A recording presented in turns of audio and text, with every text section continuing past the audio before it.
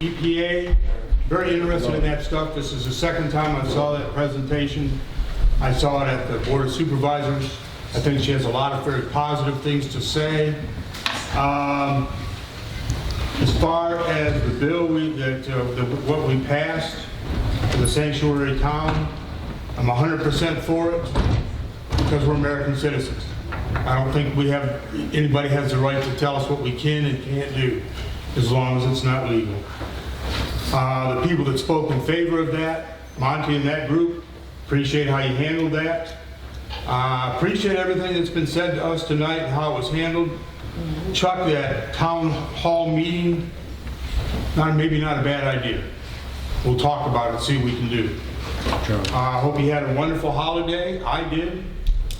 We'll see you next month. Thank you.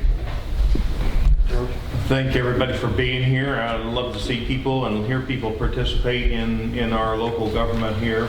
I would ask that everyone really know your subject matter when you come in here so that we can get the most out of it, and we're not always going to know what each individual has on their mind. So being able to anticipate what's coming up is somewhat difficult, and being able to speak to it specifically is also very difficult. So I think some of these kind of things need to be handled on an external meeting or sidebars in some way so that we don't get tied up in back and forth here and slow down the progress on things.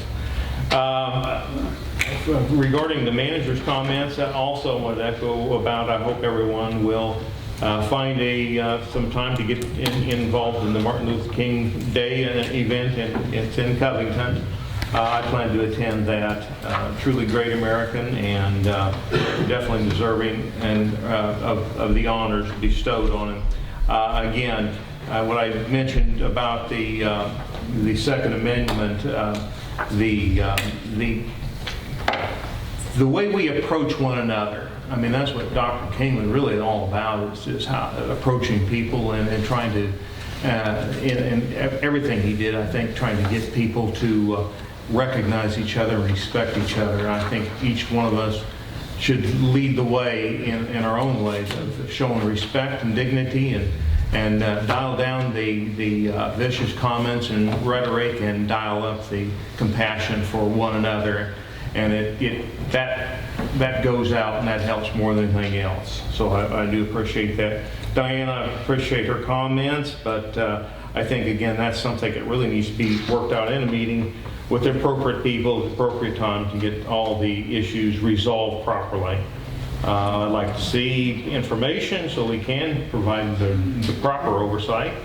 I haven't seen anything in a while myself, so I don't know what I've missed on that. And Charlie Kale, the idea about a town hall meeting, I think that's a great idea. I think we need to carve out some time to do that. I'd love to hear from people, and maybe we can move this thing together. Since people are showing to our meetings here, I know that town is important to all of us, and that's a good way to keep things going. Chet Howard, about the businesses being consumed and being upgraded, I think that's a great thing. I hope all that happens just the way you said it. So thank you much.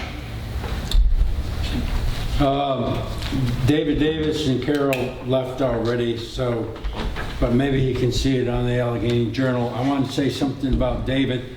One of the first times I've ever met David, my wife and I had just recently got married, just recently moved into a new house, and we held a Halloween party. Invited about 30, 40 people, and in honor of the party, I wrote a play.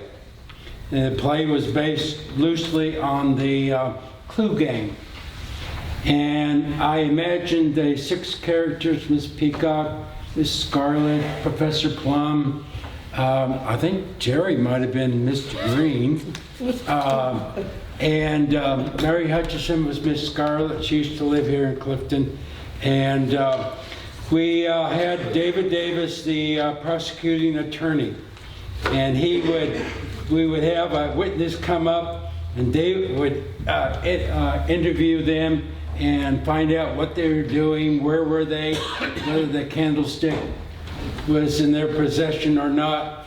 And the play was very loosely designed, and I will say that David improvised 90% of everything he said. Who else? Susan? Joan was the speaker. John, were you Miss Peacock? Yes. Yes. Okay, when they all dressed up in costumes of their characters, and David carried the show. And I taped the entire movie. If anybody wants to see it sometime, they can come to my house. I've got it in the library there.